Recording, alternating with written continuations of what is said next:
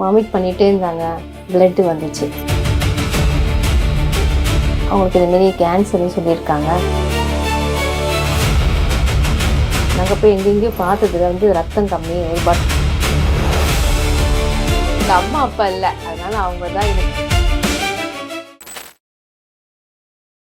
என் பேர் மகேஸ்வரி, அம்மா பேர் வெற்றி செல்வி. அவங்களுக்கு இதுமாரி கேன்சர்னு சொல்லியிருக்காங்க.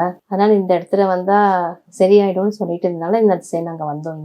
இங்கே டாக்டரை பார்த்துருக்கோம். அவங்க சில மெடிசன்லாம் கொடுத்துருக்காங்க.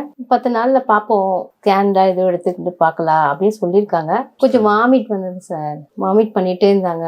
பிளட்டு வந்துச்சு. அதுக்கப்புறமா மோஷன் அதிகமாக, அதுவும் பிளாக்காக பிளட்டு போயிட்டு இருந்தாங்க.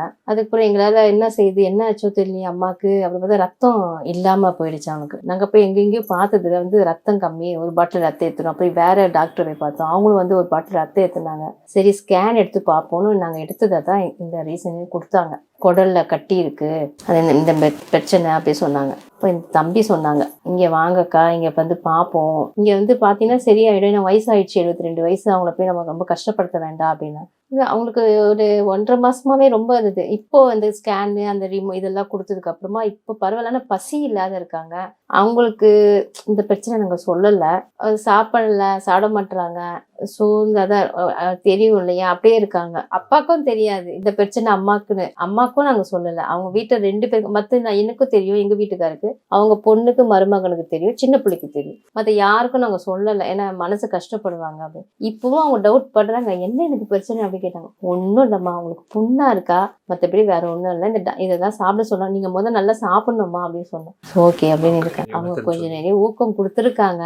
இல்லை சரி பண்ணிடலாம், ஒன்றும் கவலை இல்லை, நீங்க பயப்பட வேண்டியது இல்லை, இது நம்ம மாத்திரை பார்ப்போம், நீங்க ஒரு 10 நாளைக்கு சாப்பிட்டு பாருங்கன்னு சொல்லியிருக்காங்க.